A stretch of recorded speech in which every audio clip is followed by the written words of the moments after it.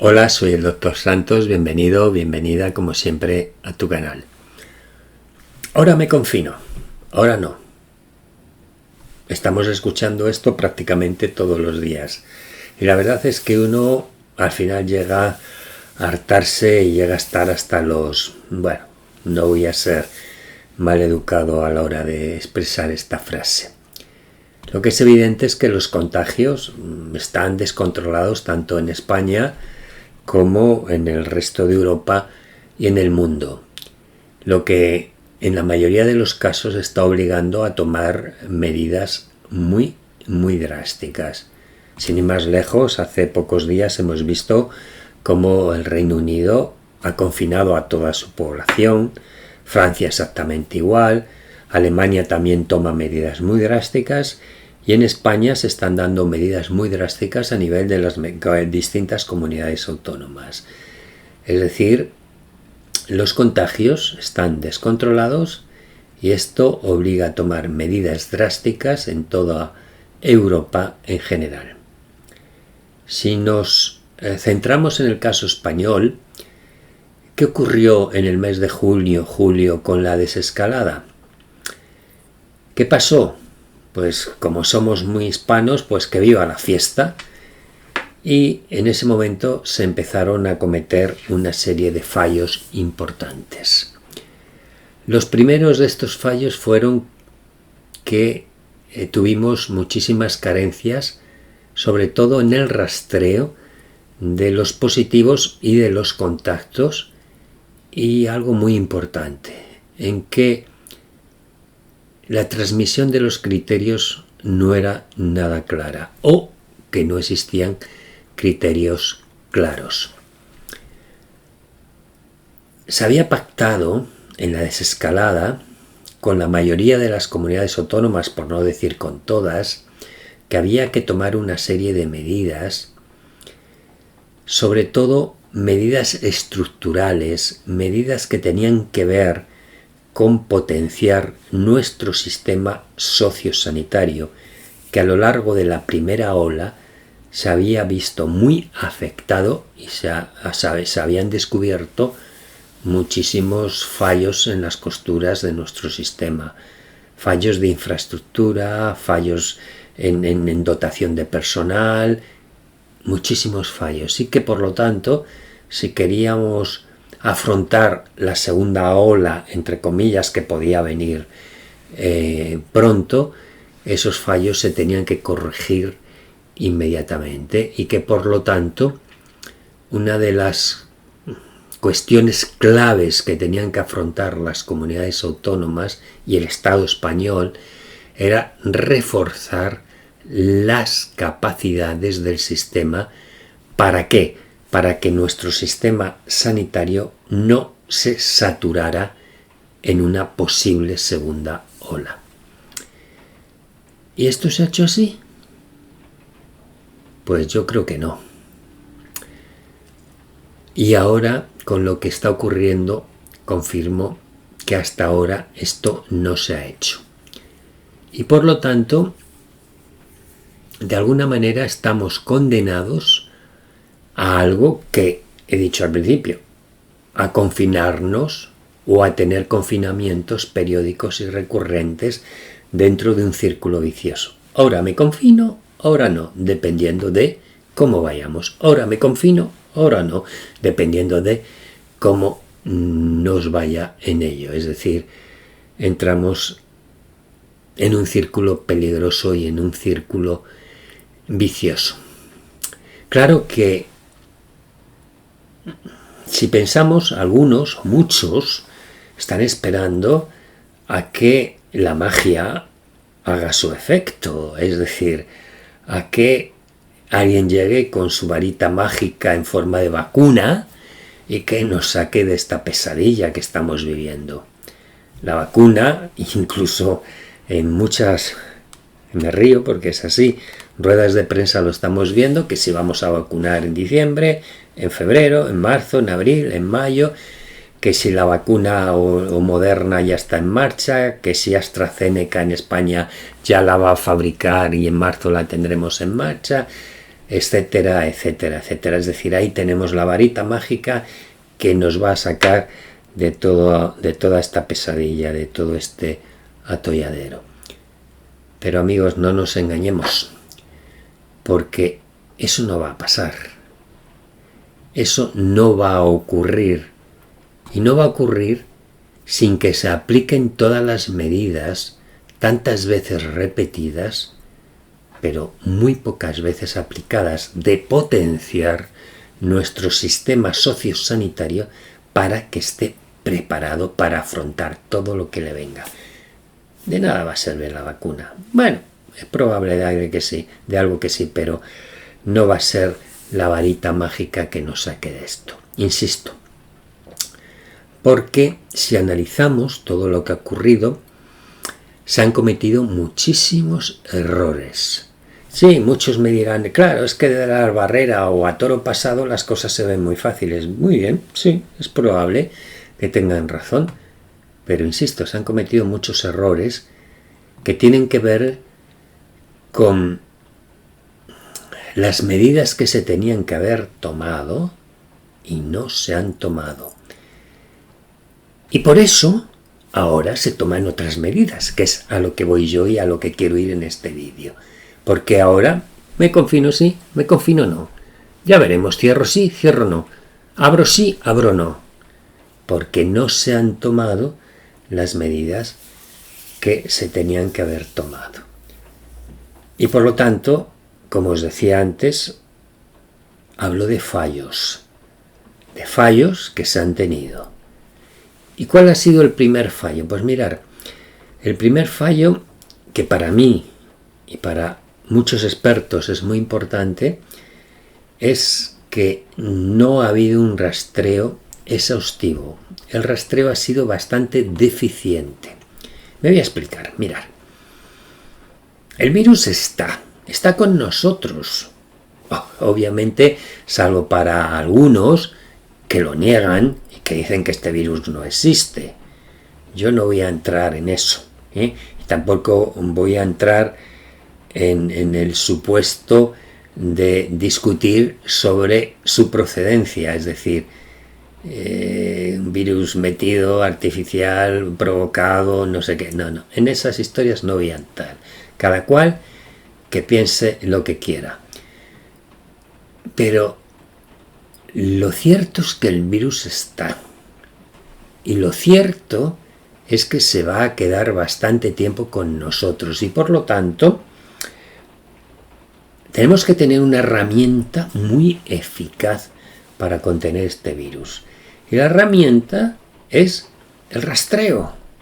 Es una de las patas clave de la estrategia para controlar el virus.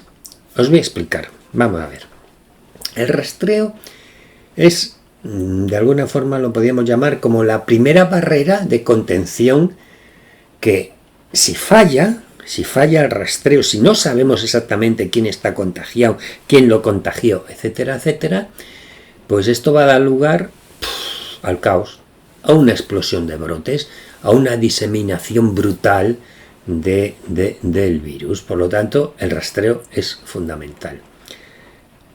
El rastreo sirve para identificar las cadenas de transmisión, cómo se transmite el virus entre personas. Y sobre todo, y esto sí que lo recalco, para romperlas. Repito, romper las cadenas de transmisión. ¿Cómo?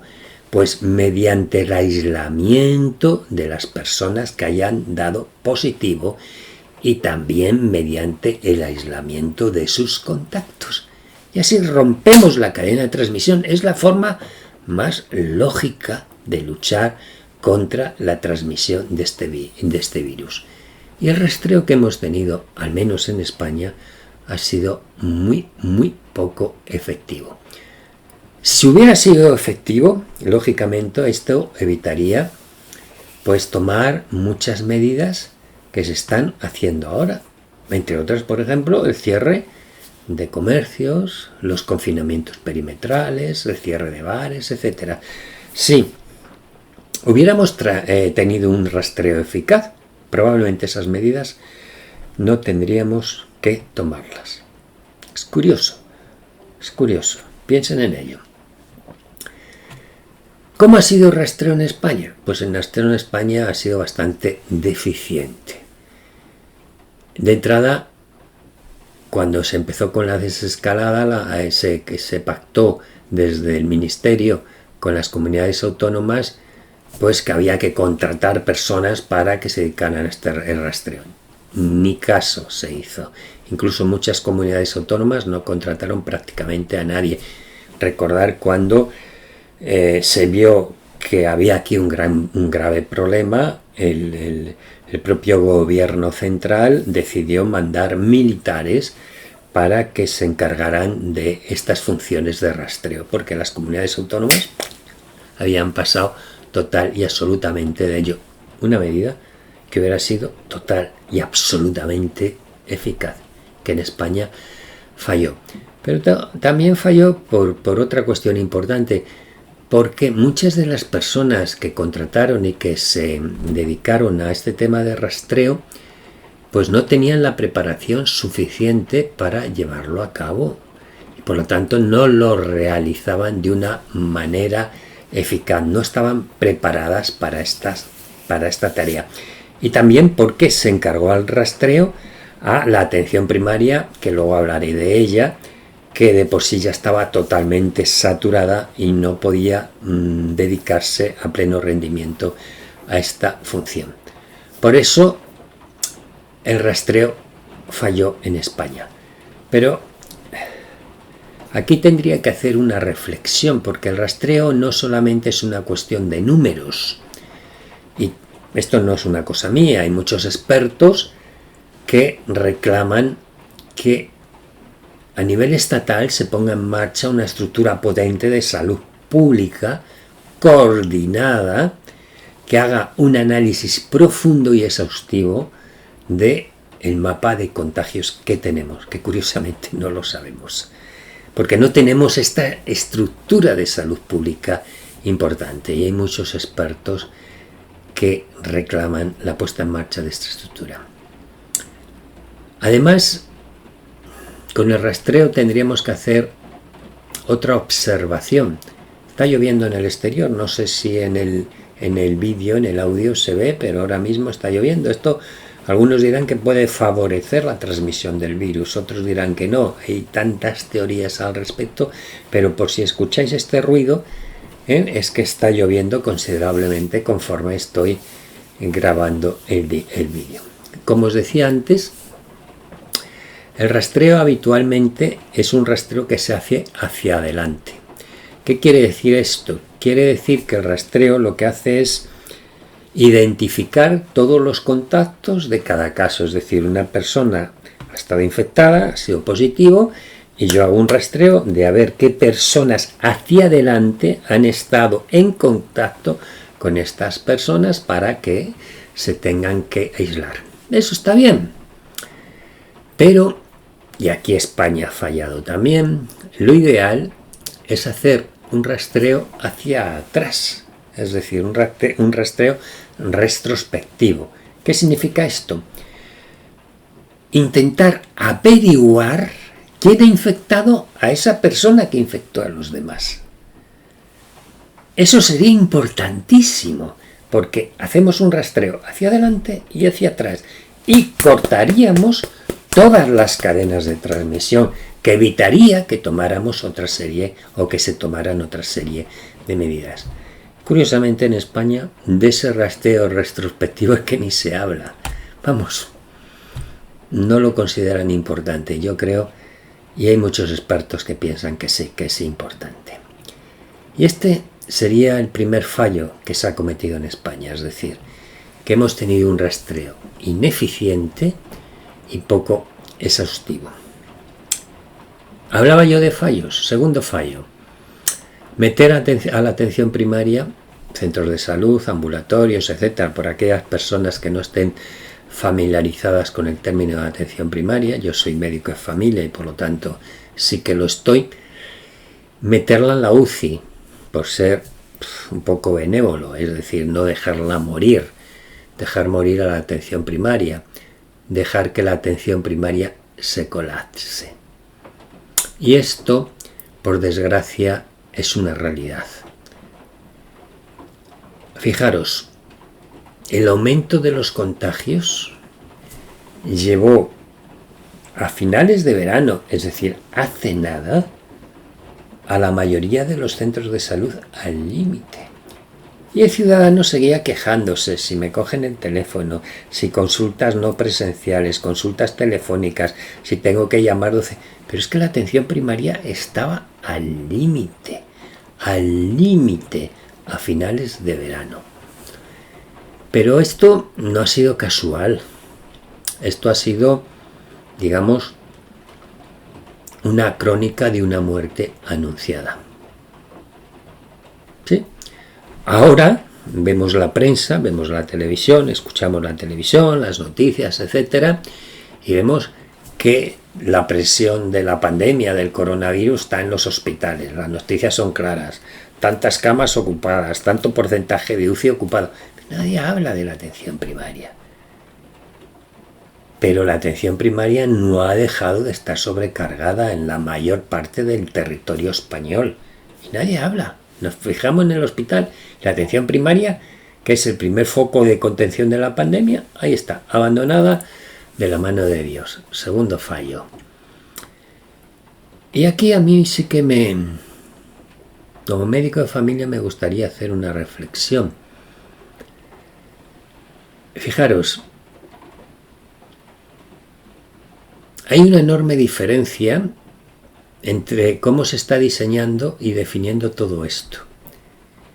Para los hospitales se han diseñado planes de contingencia. Esto quiere decir que ante el aumento de casos, Sanidad obliga a las comunidades autónomas a tener la previsión de poder aumentar sus camas de agudos, sus camas de UCI, además en un plazo de tiempo determinado, en no más de 5 días. Es decir, si usted ve que va a venir muchos casos, Sanidad le dice: tiene que poner en marcha un plan de contingencia que inmediatamente su hospital pueda asumir esos casos, porque han aumentado las camas de agudo y las camas de UCI. Y eso es un plan de contingencia que está puesto para los hospitales. Pero en los centros de salud, que están saturados, terriblemente saturados, no hay una regla unificada, ni numérica. Hay muchas informaciones, muchas normas desde los servicios centrales, desde sus gerencias, la mayoría de las veces de una forma totalmente incongruente y descoordenada, etcétera, etcétera. Y la tensión se mantiene en estos centros sin apenas contrataciones y con plantillas agotadas. La población se queja y lo estamos viendo en las noticias.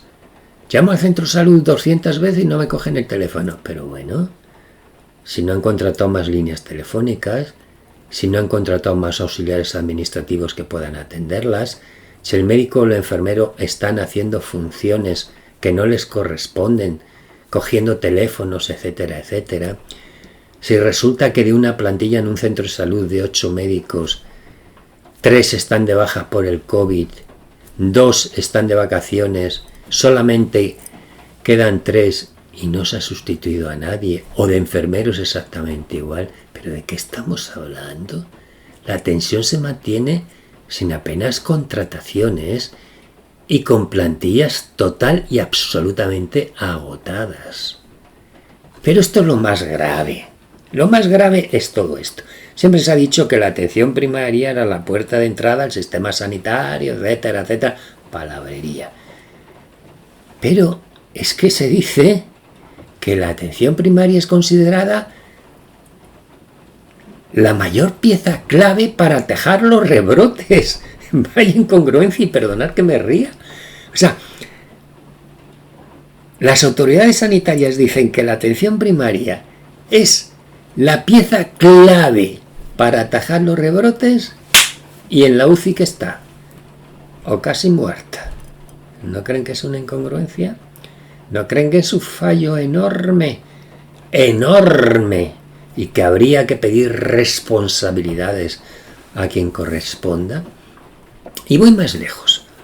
Voy a ir hacia atrás. En España, al menos, desde la crisis del 2008-2009, las inversiones en la salud pública decayeron de una forma brutal. Prácticamente hasta el 2017 un punto y pico del PIB. Del 6,5 bajaron al 5 y poquito, que eso es muchísimo dinero. Pero esos recortes en general fueron a la atención primaria.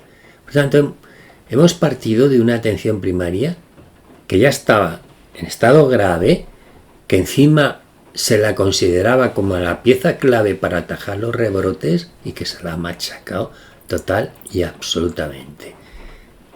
Claro, si esta pieza clave hubiera funcionado como Dios manda, pues a lo mejor no se tendrían que tomar las medidas que se están tomando, confinamientos, cierres, etcétera, etcétera. Y este es un fallo más que tenemos que tener en cuenta. Segundo fallo. Tercer fallo. Bueno, el tercer fallo yo creo que es un fallo en la información.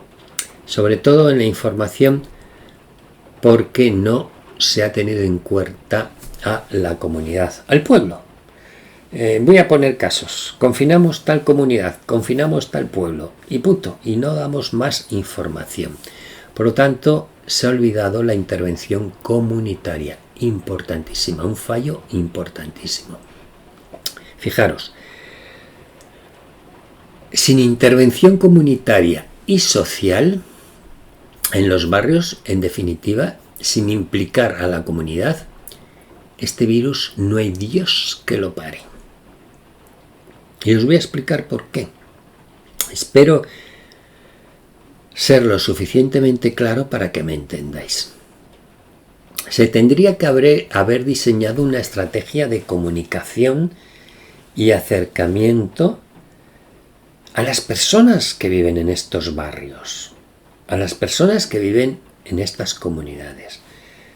Haber diseñado una estrategia de comunicación y acercamiento utilizando recursos, trabajadores sociales, mediadores culturales, que acudieran puerta a puerta ¿a qué? A informar en aspectos importantísimos. Es que estamos hablando de una pandemia que está destrozando el mundo, que está destrozando la economía, que está provocando cantidad de muertes y que tiene una cantidad de efectos colaterales impresionantes. Por lo tanto, el utilizar este tipo de recursos, este tipo de herramientas en comunicación, en este caso, como son los trabajadores sociales y mediadores culturales, que acudan puerta a puerta, alguno me dirá, ¿estás loco? No, hay que hacerlo porque lo que tenemos es algo muy, muy gordo. Y para informar, como os decía, en aspectos importantísimos. Por ejemplo, aspectos que a veces damos por sentados. Comunicar a las personas que hay que cumplir la cuarentena cuando un caso es positivo o es un contacto. Y cómo lo tienen que hacer. Y sobre todo, valorar en qué condiciones se encuentran para hacerlos. Porque claro, si a mí me llegan, estoy en un pueblo, en un barrio, he dado positivo, soy un contacto, y me dicen que guarde cuarentena y vivo en una casa de 30 metros cuadrados y somos 8, señores, complicadito, ¿verdad? Muy complicado, es que aquí las cosas se dan por sentado. Estas unidades serían fundamentales, esta participación comunitaria sería fundamental.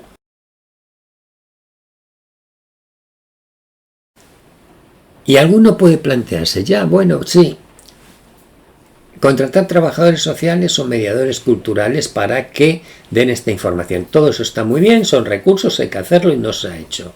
Ya, pero es que eso sería importante, pero a lo mejor se puede hacer de otra forma. Por ejemplo, utilizando las cadenas de transmisión que ya existen para dar información en muchísimos municipios. Hay muchos municipios que están ya estructurados desde el punto de vista social. Y a nadie se le tiene que olvidar esto. Hay asociaciones de vecinos, asociaciones de pacientes, redes sociales, redes deportivas, por ponerte un ejemplo, o culturales, por ponerte otro ejemplo, ya instauradas en muchos barrios, con los que se podía plantear o se deberían haber planteado estrategias de comunicación e información para que ellas fueran correas de transmisión de esta información a muchísima gente. Y no se ha hecho, no se ha utilizado. Cerramos este barrio y ahí queda la cosa. No hemos utilizado estos mecanismos importantes que hubieran evitado otro tipo de acciones. Pero, insisto, por desgracia, nada de esto se ha hecho, salvo en pequeñas localidades, que no voy a decir ahora cuáles son, pero nada se ha hecho. Y lo que sí tenemos es un exceso de información o de, llamémoslo, intoxicación en televisión, en prensa, en radio, que en muchas ocasiones muy probablemente sea con buena intención, pero que es muy poco efectiva y que muchas veces es partidista y malintencionada, y que lo único que hace es crear muchísima confusión en la población con respecto a esta pandemia. Estas redes de las que yo estoy hablando, utilizar esta participación comunitaria para informar sobre aspectos concretos de la pandemia, también se puede utilizar para informar, por ejemplo, del catálogo de ayudas que tenga tal municipio, tal ayuntamiento, que las hay y que muchísimas veces las desconocen. O para poner a disposición de las personas que puedan haber dado positivas o de sus contactos de hoteles sanitarios en caso de que no puedan mantener la cuarentena en sus domicilios por las circunstancias que sean, por falta de espacio, por familia numerosa, por falta de recursos, etc. Es decir, este tipo de cadenas naturales que existen en los municipios no se han utilizado, están ahí y se deberían haber utilizado para todo este tipo de funciones. Para informar sobre los mecanismos de transmisión del virus o sobre todo para que se entiendan por qué en cierta medida se toman unas medidas o se toman otras. Os voy a poner un ejemplo.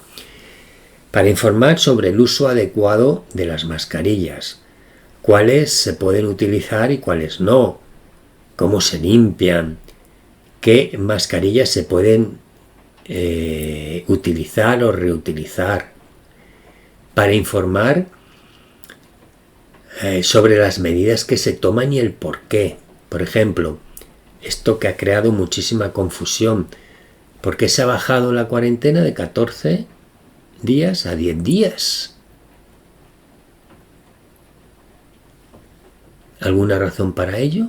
Pues si se informa a este tipo de asociaciones, si se utilizan trabajadores sociales puerta a puerta, mediadores sociales, etcétera, etcétera, esta información llegaría de una forma más fluida a la población y con eso evitaríamos muchos contagios, evitaríamos muchos problemas y tomar otras series de medidas muchos más drásticas. ¿O por qué es importante quedarse en casa aunque uno haya dado en un PCR negativo? Me he extendido un poquito en esto porque yo soy un gran defensor de la participación comunitaria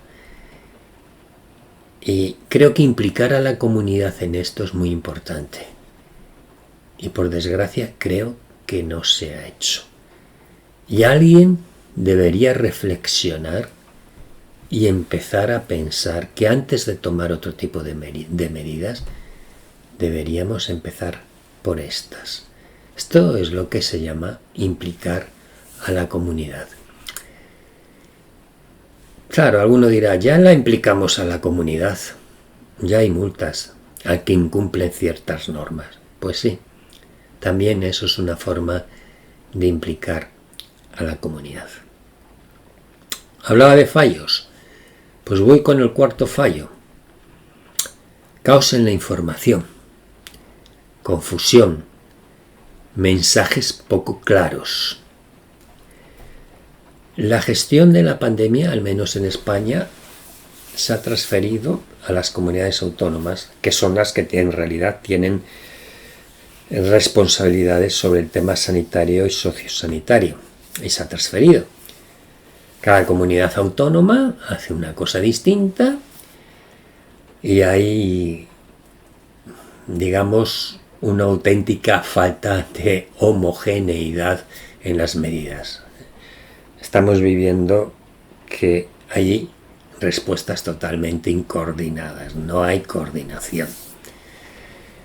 Y, por desgracia, todo esto ha conducido a un escenario en el que mucha gente, pues mirar, tiene la sensación de que no entiende o no sabe lo que puede o no puede hacer. Y esto es gravísimo. Esto es muy grave.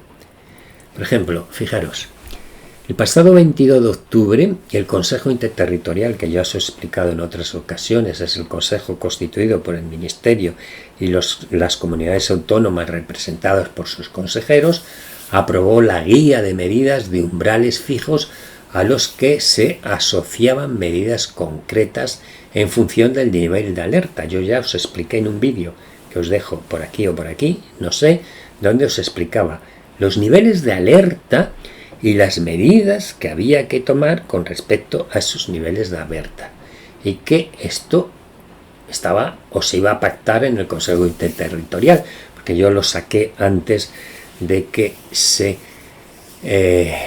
juntara ese Consejo Interterritorial. Bajo mi punto de vista era un paso loable, un paso interesante para quitar todo este tipo de incongruencia. ¿Pero qué ha ocurrido? Que todo esto se ha dejado a criterio de las comunidades autónomas. Pero no es que se haya dejado a criterio de las comunidades autónomas, es que se ha dejado a criterio de las comunidades autónomas en forma de recomendaciones, no como algo que habría que hacer, sino te recomiendo que si ocurre esto, hagas esto. Y por eso cada comunidad autónoma ahora mismo está haciendo pues lo que le viene en gana, bajo mi punto de vista. Y por esto este desconcierto, y sigue lloviendo por aquí, no sé si oís las gotas, pero bueno, yo de momento, qué agradable la lluvia. ¿Qué está ocurriendo? Que la gente no entiende, por ejemplo,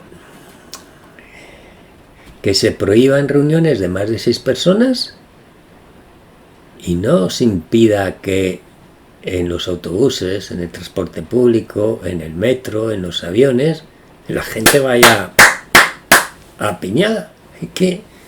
Es incomprensible. ¿Qué? A ver quién me explica a mí eso.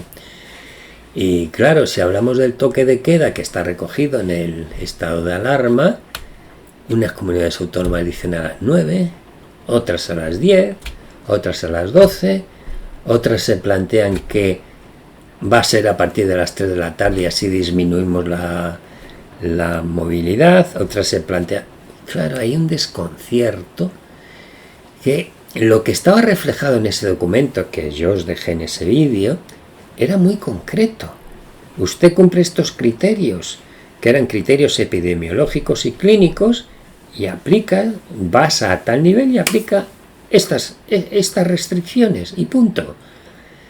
Podían ser discutibles o no, pero eran las que eran, pero no, recomendaciones. Bueno, pues así, cada comunidad autónoma está haciendo, pues, lo que estima oportuno. En fin, yo creo que esto es un caos en la información y que esto, por desgracia, es el cuarto fallo. Confusión y mensajes pocos muy poco claros. Quinto fallo. Ya en este no me voy a extender porque la verdad creo que no merece la pena extenderme. El mamoneo político.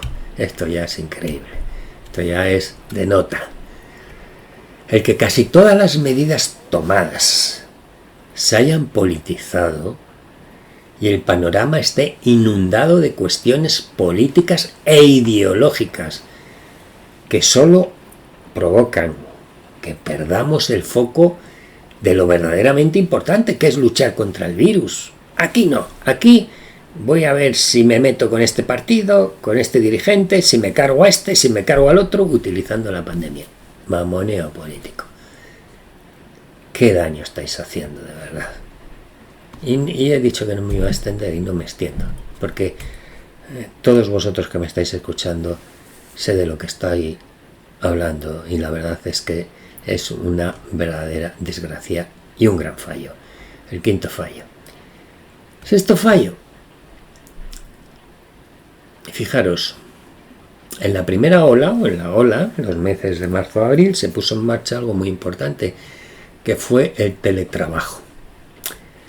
El teletrabajo, cuando estábamos confinados, fue algo decisivo en el control de la pandemia porque disminuía la movilidad y el contacto entre las personas. Por tanto, era algo muy interesante. Además, demostró que buena parte de la sociedad española estaba preparada para trabajar desde su casa. Teníamos la infraestructura suficiente para hacerlo.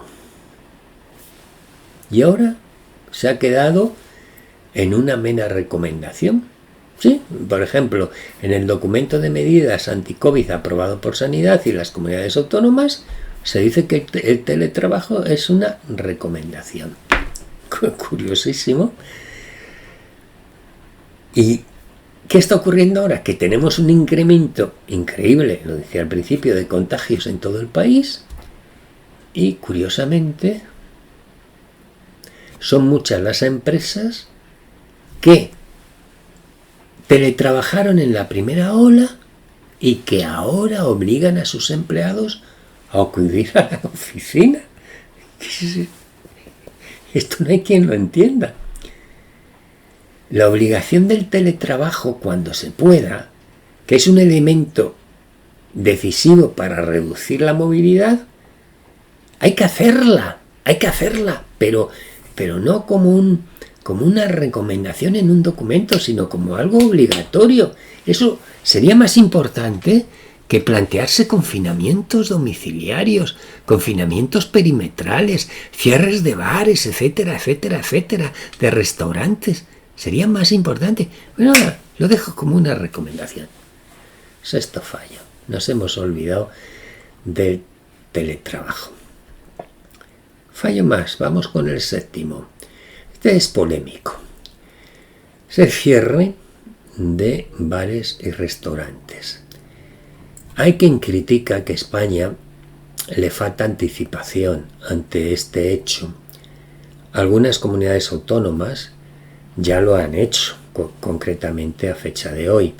Cierre de bares y restaurantes porque consideran que ahí es un foco de contagio, etcétera, porque son locales cerrados, etcétera. ¿Y por qué digo que muchos dicen que a España le falta anticipación ante ciertas circunstancias? Porque muchos países de nuestro entorno, de la Comunidad Europea, ya han cerrado. El Reino Unido, Francia, Alemania, bares y restaurantes los han cerrado. Y aquí en España pues hay un cierto titubeo si se cierra o no se cierran los bares o los restaurantes. Es complejo. Es un equilibrio delicado por las cuestiones económicas y sociales que entraña. Pero en España yo creo que no podríamos o no deberíamos pensar como en Francia o en el Reino Unido o en Alemania con este tema, por una sencilla razón, porque aquí sí que España es diferente por el clima. Por el clima es diferente. En España podemos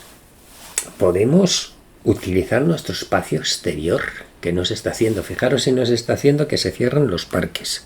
Eso es alucinante, ¿no? Es que eso no me entra en la cabeza. Es decir, confínese usted en su casa, que tiene 30 metros cuadrados, y cierra los parques donde supuestamente el virus no se extiende de la forma que se tiene que extender, sino que se extiende en los lugares cerrados. Se queda usted en su casa con 30 metros y 5 miembros de familia y no puede usted ir al parque. Alucinante, que me lo expliquen. Pero bueno, no voy a entrar en eso. Pero si hablamos de bares y restaurantes, claro que se podrían tomar medidas importantes. Porque, insisto, España es diferente a Francia, al Reino Unido, a Alemania, por nuestro clima. Y por lo tanto, tenemos que hacer una apuesta por el espacio exterior. Hoy, concretamente hoy, leí una noticia de la Comunidad Autónoma de Madrid que se plantea aumentar el espacio dedicado a las terrazas para que los bares puedan tener más terrazas. Aplaudo esa noticia, aunque en muchas otras cuestiones no esté de acuerdo con los planteamientos de la Comunidad de Madrid, pero eso la aplauda, siempre y cuando no vaya pareja de un aumento de impuestos por la utilización de ese suelo público, porque esto es muy complejo. Pero utilicemos en España el espacio exterior para que la hostelería pueda seguir manteniéndose, pueda seguir adelante. Tenemos mucho espacio exterior. También hace 2 o 3 días leí una noticia que las estufas de exterior se estaban agotando, que prácticamente ya no había existencia, porque los hosteleros que van más allá y con lógica y con razón piensan, están comprando porque quieren ampliar su espacio exterior, porque saben que en el espacio interior no pueden actuar. Claro, pero si ahora les cierran, encima han hecho una inversión X en estufas que las van a tener en un almacén. Por favor, no. Mirad, el virus se transmite fundamentalmente en los espacios interiores mal ventilados. Por lo tanto, hay que huir de esos espacios interiores mal ventilados. Los espacios exteriores, no. Si mantienes la distancia de seguridad, una higiene de manos adecuadas y uso de mascarillas, no. No hay por qué tener miedo. Podemos mantener ese equilibrio importante y no tener por qué cerrar por decreto restaurantes, bares, cuando podían utilizar los espacios exteriores. ¿Es que se acumula gente y la gente es responsable? No, no nos engañemos. No. Vuelvo al principio y no quería volver. Es que a lo mejor usted no ha invertido donde tenía que haber invertido como autoridad pública en tener unos servicios sociosanitarios adecuados y entonces echa la culpa a otros. No, por ahí no vaya.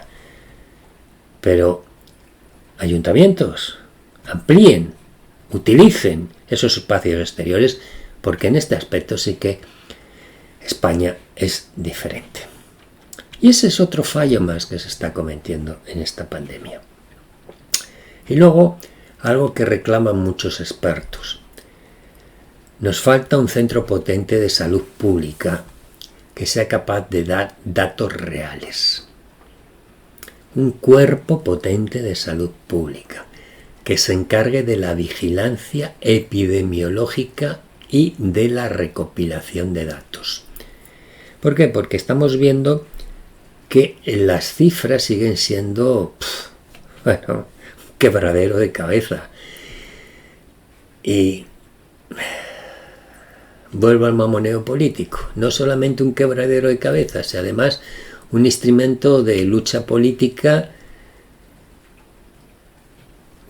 Bueno, no voy a entrar en esto, la verdad. Que si limpio, que si quito, ahora se continúan limpiando fallecidos por desgracia, contagiados, no contagiados, corrigiendo series, las comunidades autónomas siguen notificando casos con enorme retraso, de forma que el dato diario de contagio sigue siendo en la mayoría de las veces inferior a lo que tenemos en la realidad. Por lo tanto, hace falta un centro potente de salud pública y datos reales que por desgracia en España no tiene. En definitiva, y ya estoy terminado, creo que se han cometido estos fallos que os he relatado.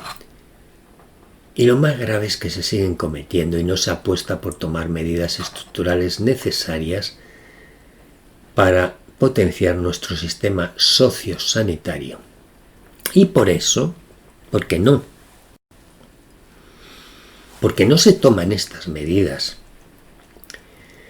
nos vemos abocados irremediablemente a la rueda que os decía al principio. Hoy confino, mañana no. Todo dependiendo de si el sistema sanitario se está colapsando o no se está colapsando. Y esto no es serio, bajo mi punto de vista. Y ante esta situación, la solución sería cerrar todo.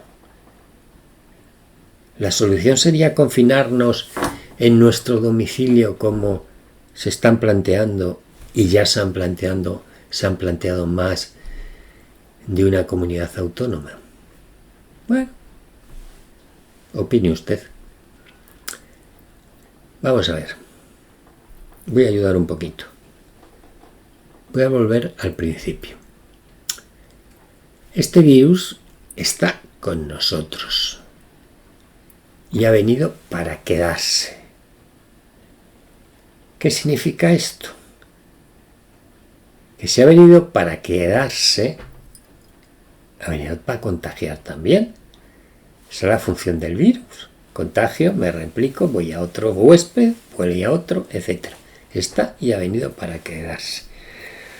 Por lo tanto, yo cierro hoy, confino hoy, disminuye la curva. Abro mañana, como el virus está y ha venido para quedarse, sube la curva. Refranero español, pan para hoy y hambre para mañana. Es decir, cierro y mejoro, abro y empeoro, y así sucesivamente, hasta que llegue la varita mágica, según algunos, la vacuna. No, yo creo que la solución no es la vacuna, será una solución. La solución, bajo mi punto de vista, es que podamos atender a todas las personas que lo precisen sin que nuestro sistema sanitario y sociosanitario se colapse.